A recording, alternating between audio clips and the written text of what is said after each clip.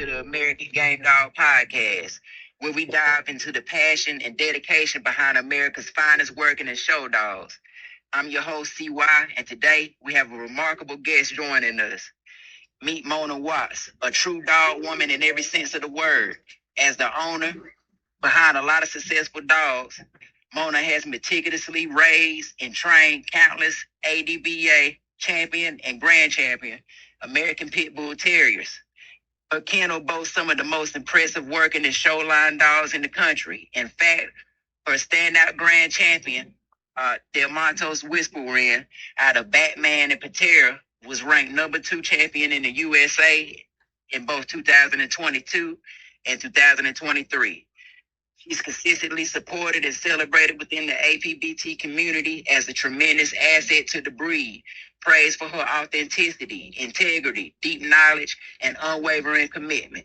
In today's episode, we'll uncover the secrets to her success, from breeding decisions to show strategy, and how she nurtures dogs that excel in both conformation and temperament.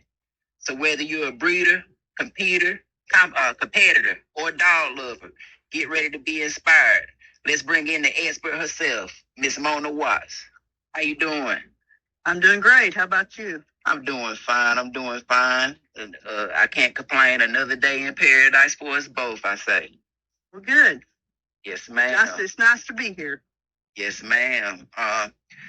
So I'm going to jump into the first question. And one thing that I want to know, and I'm sure that others would like to know, is what inspired you to focus on breeding and showing American Pit Bull Terriers, and how did you choose the dogs that you chose? And also, can you describe your philosophy when developing, which dogs you want to put together, especially in regard to temperament, structure, and athleticism? Well, I got into these dogs probably about 30 years ago, and I got into the show dogs because I wanted to weight pull, and I went to my first conformation show, and I liked the weight pull, but there's just something about the conformation, about those dogs that were just in tip-top shape, and I just fell in love with getting them in shape and showing them in conformation.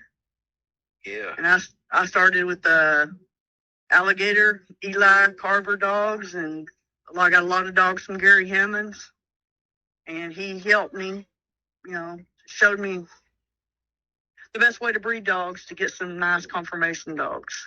Yes, ma'am. Okay. So when it comes to choosing which dog, fits your standard,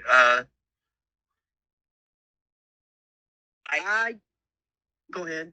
Do you look at what do you look at far as their temperament, structure, and the athleticism in the dog? I usually don't breed my dogs until I champion them out, or they're grand champion. Yes, ma'am. And then I take the best looking conformation dogs and put them together. Hey. And just look for a good structured dog, a good, nice front end, a nice rear end, and just real good attitude. Yeah. Okay. Which dog kind of, if you could, all right, looking at your whole lineup, which dog was, I would say, the underdog that really exceeded expectations? That would be my grand champion Guido dog. Mm. I I had his mother and his grandmother, and he ended his show career as a grand champion 12. Oh, man. He's the third ranked dog in the country in ADBA history in conformation, and he's still hanging with us. He'll have a birthday in October. He'll be 11 years old, and I'm still getting puppies off of him. Man. Yeah, he must be taking real good care of him. It was, I bred his daddy, I bred his mother, and I bred him, and then I've got offspring off of him now that's doing real well. Hey. He's got a daughter that just made champion at 10 and a half months old, ADBA champion at 10 and a half months old. So when did you start her career? When she was a pup, just turned 4 months old. Oh, man. We showed her. I believe we took her to 3 shows, and she ended up 5 best puppies and one and a best opposite to make her an ADBA champion. Man, that's great. This is 4 generations of champions. Oh, man, yeah, that's excellent right there. Yeah, that is great. So, what foundational dogs or bloodlines were most pivotal to your success? I started out with the alligator dogs from Gary, and then I bred some alligator Carver and some alligator Eli Carver and some alligator Frisco dogs. And then I got a bunch of real heavy honey bunch dogs now. Goes back to some heavy honey bunch stuff, and I'm crossing that with some of my Frisco stuff now and some Eli stuff. And I know they throwing real nice structured dog. Yeah, real muscular. Can you share like key traits like when it comes to like the structure, the movement, and the temperament that distinguish dogs like ADBA champion Pipeline or grand champion Whisper Wind? Like far as like the structure, the movement, the temperament, like what distinguishes both of them? A lot of theirs is just good genetics and breeding. The DeMontos, they did a great job. They on their breeding program. And Whisper was my pick of the litter. They gave me pick of the litter out of 9 puppies. And I wanted a male. I liked Pipeline, but I kept looking at Whisper, and I thought, there's just something about her. I have to have her. So I got her. And then Pipeline has been here for about a year. I showed him and made him champion, almost grand champion. Man. But the dogs are about like real good genetics. The DeMontos did a very good job at picking their breeding. Okay. Yeah, you can tell they are, you could tell they real nice dogs. Like, you can't just get that anywhere. That's for sure. Right. Yeah, they've got good structure and they've got real good attitude and they're just real outgoing, friendly dogs. They love people. Whisper's probably one of my favorite dogs I've had to show. She's been so much fun to show. She'll be 5 in October, and I'm probably gonna breed her now. She's the grand champion 6. Oh man! I'm probably gonna go ahead and just breed her now, and I'm gonna bring her back to my Guido dog. Oh, that's gonna be nice right there, man. Yeah.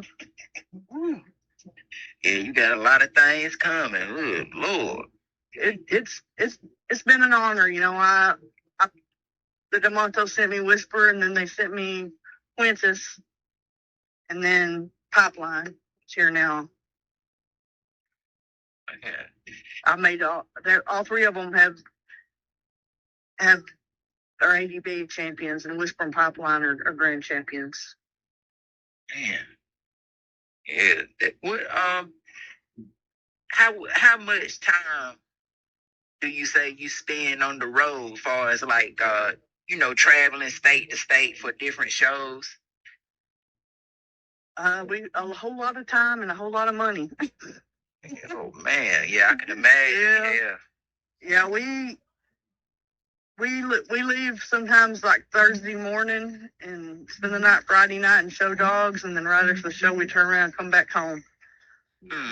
It's a lot of driving and a lot of just to go show dogs. Yeah, that's my hobby. That's what I do. Yeah, everybody got to have something to do. Yeah. It could be worse. Oh yeah, I mean, showing dogs is I did my first show with the APDR in 2021. I hadn't been to an ADBA show yet, but 2021 I had did my first show, and I was addicted ever since. Yeah. It's It is. It's kind of cool to be around your own kind, Right. Everybody understands the dogs and loves them. Yeah, I can be talking to somebody, at work about a dog, and they looking at me like I'm crazy, Right. Yeah. And we're like a big family. Everybody knows everybody. Yes, and ma'am. We're doing something we enjoy. Yes, ma'am. Can you walk us through your selection criteria for pairing sire and dam in one of your litters? Usually, like I said, I usually don't breed them until they've made champion. And if they make champion, I kind of look at the bloodlines and see what I've got, and then I pick out the best dogs that I think are the best confirmation out of that bloodline and bring them back together. Okay. What health screenings do you perform prior to breeding? I have never health screened dogs. I've never had any X-rayed my dogs live to be 14, 15 years old, and like I said, Guido he'll be 11, and you wouldn't know he was 11. Yeah, then when you breed, you pretty much breeding for you. Right, yeah. You ain't trying to, sell none. I mean, but that's generally everybody. Like a lot of people just breed dogs for them, Right. It's hard to get rid of them. Right. Yeah, after watching them, grow and open their eyes for the first time. Yeah, it's like getting rid of your child almost. Well, you just want to keep all of them. Yeah, got to have all of them. Yes, ma'am. Right.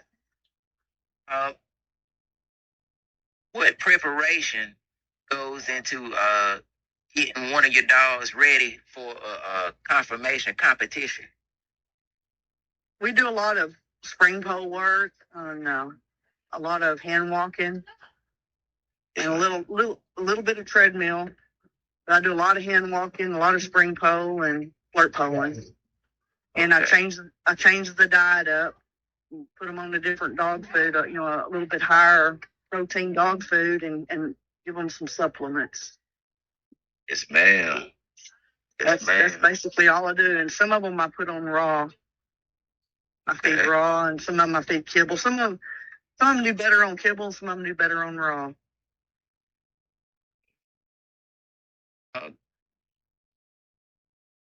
Tell us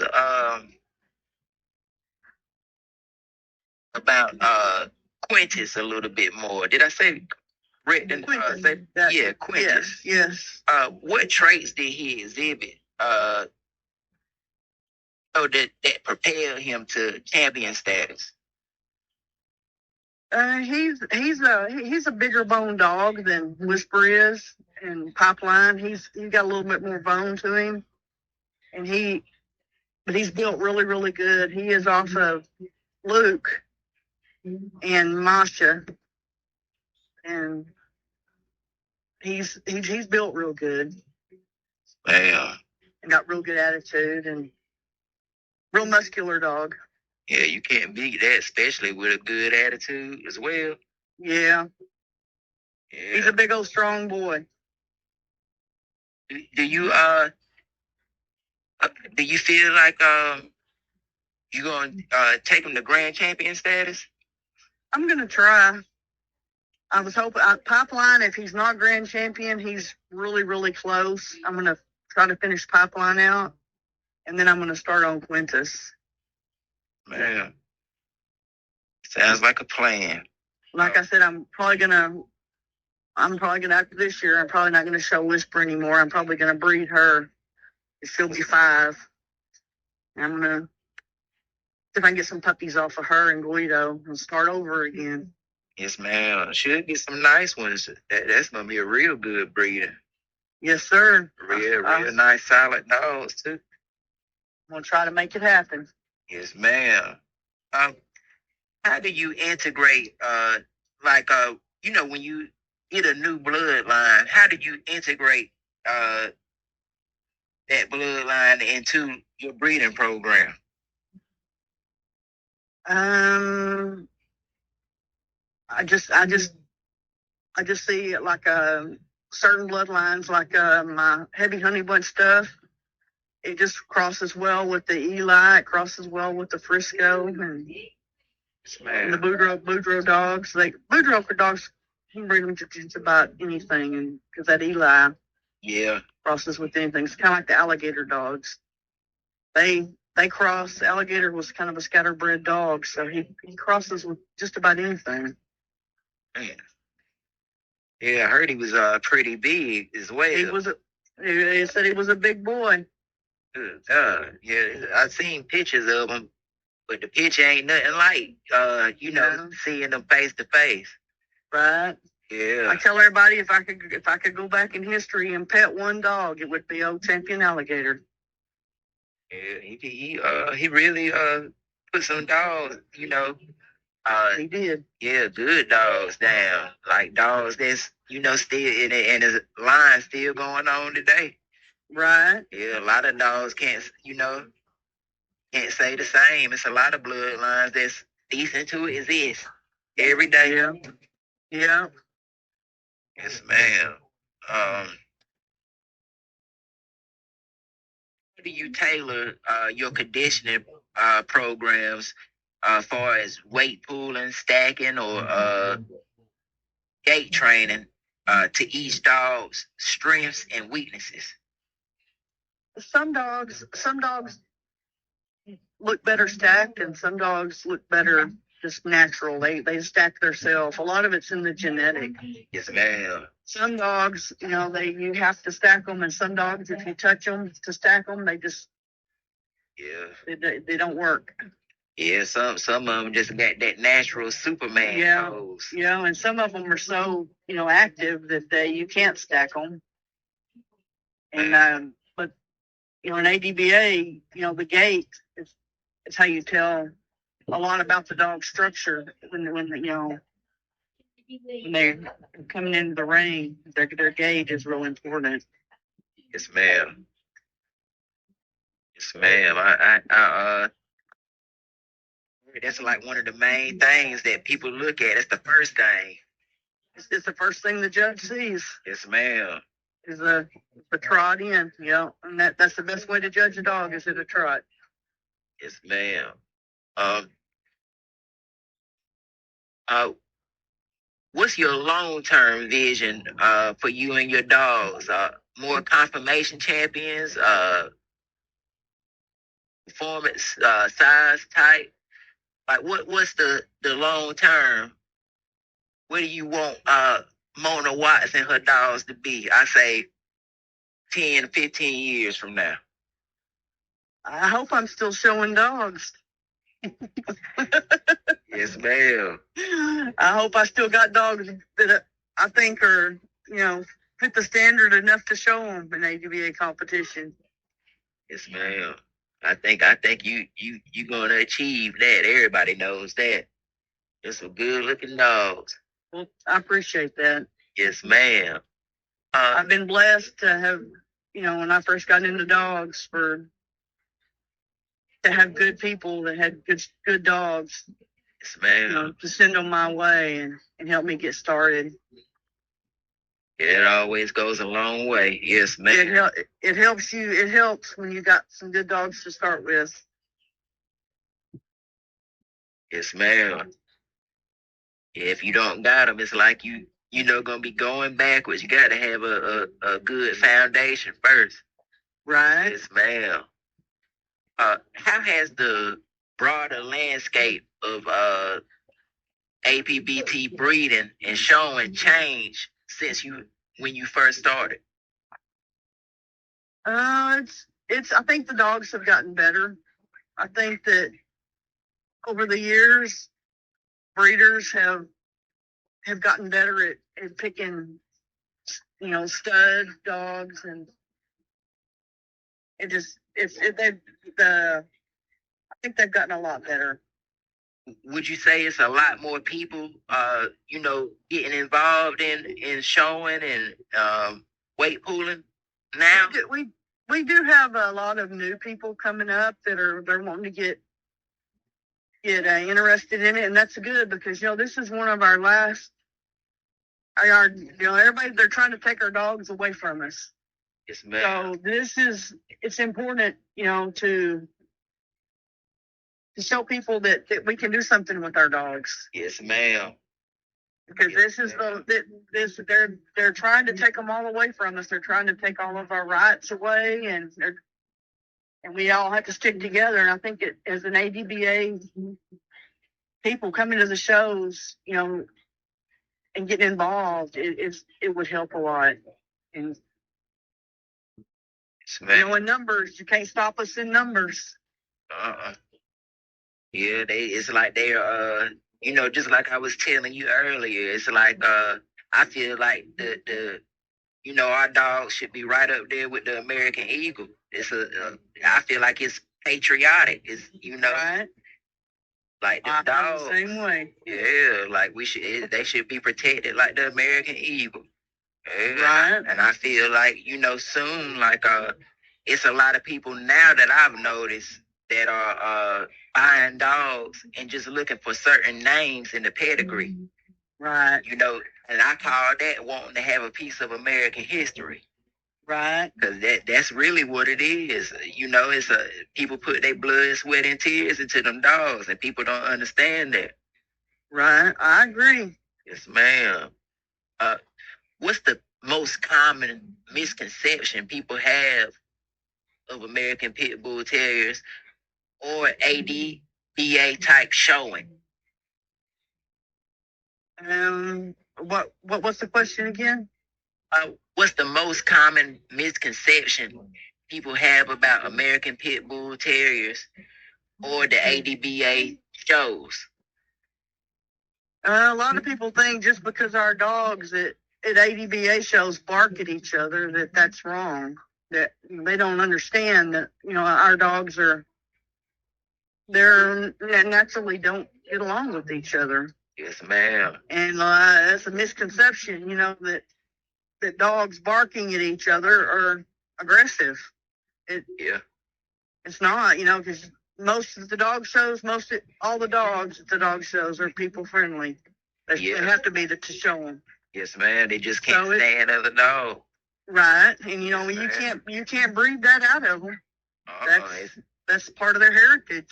Yes, ma'am. If it ain't in them, it ain't a American Pit Bull Terrier. That's how I feel. Right. Yeah. Yes, ma'am. And that's something I run into a lot too. People think that you got to train these dogs to for them to be the way that they are, and that's just not the case. That's a big misconception because when they're puppies, you have to separate them because they just don't like each other. It's not nothing we do. It's just the way they are, and a lot of people. I try to make people understand that, but sometimes it's like talking to the wall. Yes, ma'am. I feel like a person that never owned one before shouldn't get one if they think that if they're not aware of what's gonna come with the dog. Right. I feel like people are the number one danger. It's not another dog. It's people that are the number one danger to our breed.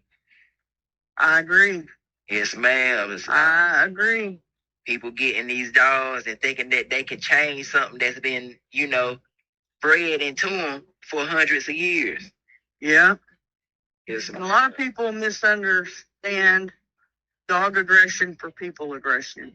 Yes, ma'am. They think just because dogs are dog aggressive, they have to be people aggressive too. And they think they're going to eat their kids because they don't like each other. And that's a big misconception. Yes, ma'am. It's I feel like it's, if a person not aware of that, they don't need one because they putting that dog life in danger.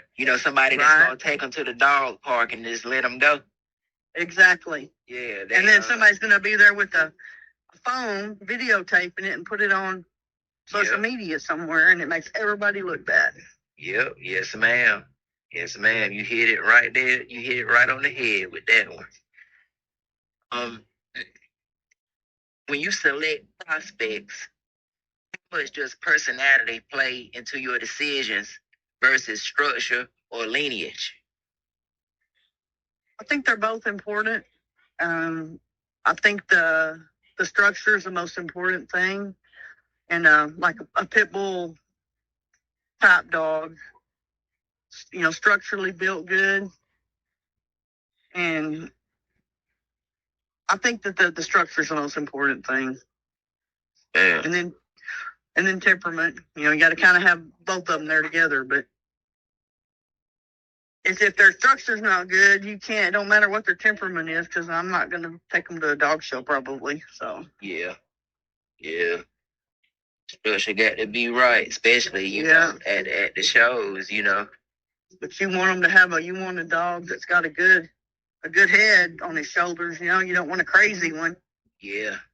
So I guess they both kind of play an important part. Yeah. Yes, ma'am. What has been your proudest moment with your dogs? Whether it was a show win, a litter, or placing one of your dogs in another successful program? It would probably have to be when, and I believe it was 2017 when Guido won the best of show at the ADBA Nationals.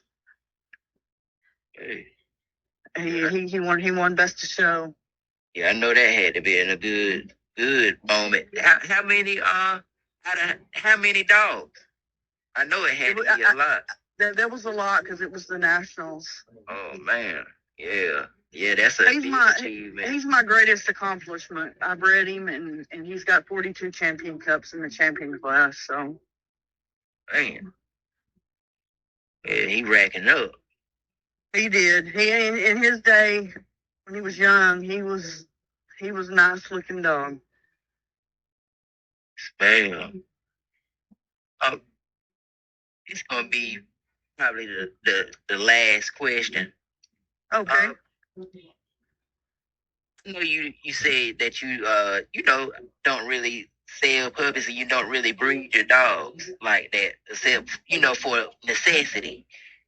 How do you handle if you were to do a breeding, how would you handle puppy placement and socialization to ensure future success in show or breeding? Well, I have placed a few puppies, and the ones I've placed, I'd really rather place the good ones because that falls back on me. A lot. I don't want to keep the best one and give somebody else a subpar one. Yes, ma'am. Because that reflects on me when they're out there showing it. So I want them to do well. If I thought they were, I wanted them to have one. I want them to do well. Yes, ma'am. That's a good thing because a lot of people ain't don't got that type of mentality. Right. I found out a long time ago in these dogs, you can have a lot of good friends in these dogs, or you can make a whole lot of bad enemies. Yes, ma'am. And your reputation's everything. And that. Yes, ma'am. I'd rather give dogs that are special to me. I'd rather give their offspring to somebody than to sell them. Yes, ma'am. Yeah, I want to do the same thing. All that I couldn't keep. Right. Yeah. That's my problem. I want to keep them all. Yes, ma'am. Ain't nothing wrong with it. Yes, ma'am. Well, that wraps up another episode of the American Game Dog Podcast. I want to give a huge thanks to Miss Mona Watts for sharing her time, knowledge, and passion for the American Pit Bull Terrier. Hearing her experiences with raising and campaigning ADVA champions is a reminder of the dedication and heart it takes to keep this breed at its very best. If you enjoyed today's conversation, be sure to subscribe so you don't miss future episodes featuring the people shaping the history and the future of the Game Dog. You can also follow us on all social media for behind the scenes updates and exclusive content. Until next time, keep learning, keep working, and keep celebrating the American Pit Bull Terrier, one of the greatest breeds to ever walk this earth. Thanks for listening, and we'll see you on the next episode of American Game Dog Podcast. I'm CY, Miss Mona Watts. We'll catch you next time. Thank you. It was an honor. Yes, ma'am. Sure was. Yes, ma'am. Take care. You too.